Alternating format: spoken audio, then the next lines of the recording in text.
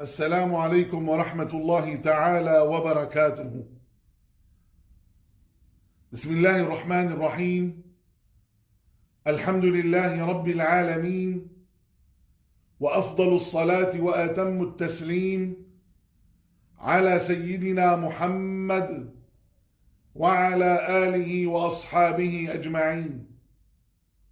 اللهم علمنا ما ينفعنا وانفعنا بما علمتنا وزدنا علما وفقها في الدين برحمتك يا أرحم الراحمين. اللهم أعطنا سؤلنا واقض لنا حوائجنا على الوجه الذي يرضيك عنا برحمتك يا أرحم الراحمين. أيها الإخوة الكرام، نفائس يوم الجمعة. أيها الإخوة الكرام، يقول سيدنا محمد صلى الله عليه وسلم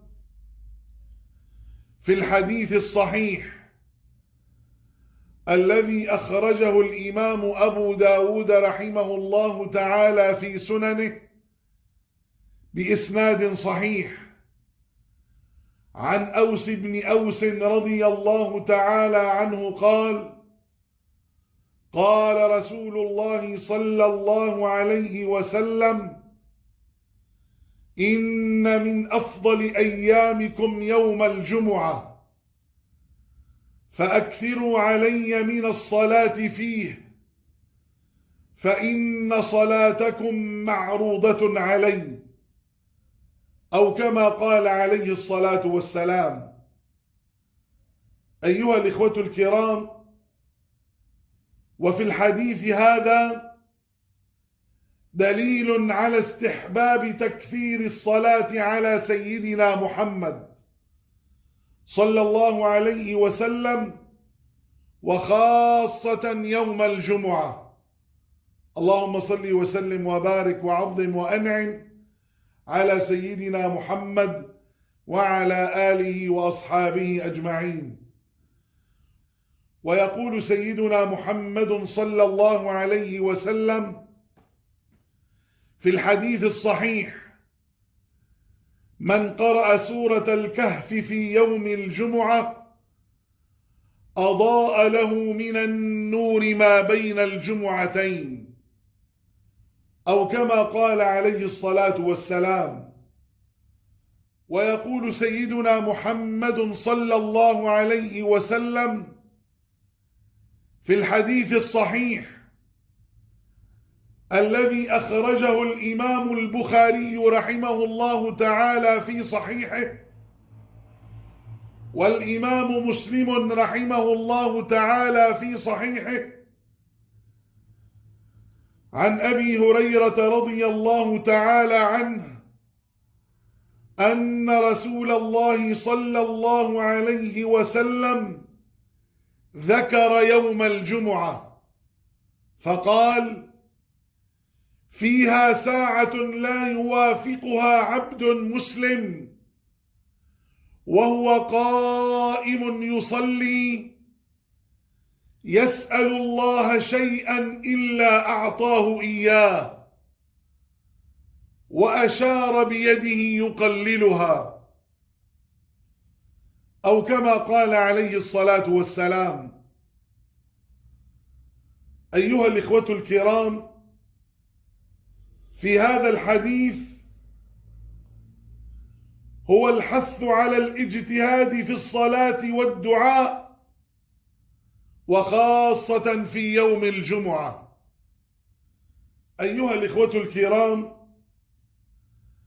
قال الإمام ابن الجوزي رحمه الله تعالى في كتاب بستان الواعظين: إذا أراد الله بعبده خيرا يسر لسانه للصلاة على سيدنا محمد صلى الله عليه وسلم. اللهم صل وسلم وبارك وعظم وأنعم على سيدنا محمد وعلى آله وأصحابه أجمعين. أيها الإخوة الكرام،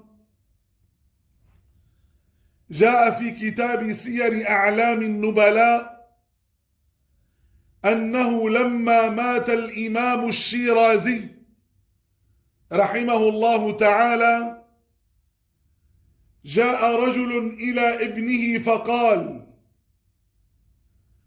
رأيت أباك في النوم وهو في المحراب واقف بجامع شيراز وعليه حلة وعلى رأسه تاج مكلل بالجوهر. الله.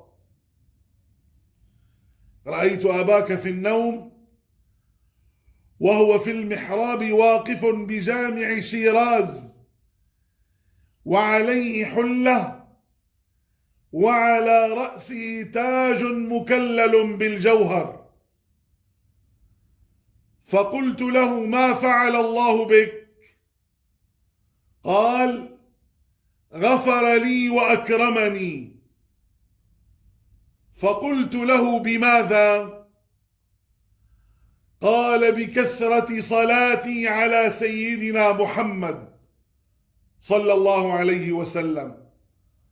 اللهم صل وسلم وبارك وعظم وأنعم على سيدنا محمد وعلى آله وأصحابه أجمعين. أسمعتم أيها الإخوة؟ أسمعتم إلى الفوائد العظيمة بكثرة الصلاة والسلام على سيدنا محمد صلى الله عليه وسلم؟ من أراد أن يفرج الله همه وأن ينفس الله كربه وأن يعطيه سؤله وأن يقضي له حوائجه وأن يحفظه من كل سوء وشر ومرض ومكروه وأذى ومن كل عين ومس ومن كل حاسد وحاقد، فليكثر من الصلاة والسلام على سيدنا محمد صلى الله عليه وسلم. اللهم صل وسلم وبارك وعظم وأنعم على سيدنا محمد عدد خلقه ورضا نفسه وزنة عرشه ومداد كلماته، كلما ذكرك الذاكرون وغفل عن ذكرك الغافلون. أيها الإخوة الكرام، إذن قراءة سورة الكهف في يوم الجمعة وأن نكثر من الصلاة والسلام على سيدنا محمد صلى الله عليه وسلم وأن نكثر من الدعاء وأن نغتنم ساعة الإجابة من بعد العصر وإلى غروب الشمس، إنها نفائس يوم الجمعة فلا تفرطوا فيها. أسأل الله العظيم رب العرش العظيم أن يجعلني وإياكم وكل من يلوذ بنا وجميع المسلمين والمسلمات والمؤمنين والمؤمنات في مشارق الأرض ومغاربها من أهل الفردوس الأعلى من الجنة تحت لواء سيدنا محمد صلى الله عليه وسلم. آمين آمين آمين، والحمد لله رب العالمين، وصلى الله وسلم وبارك وعظم وأنعم على سيدنا محمد وعلى آله وأصحابه أجمعين. والسلام عليكم ورحمة الله تعالى وبركاته.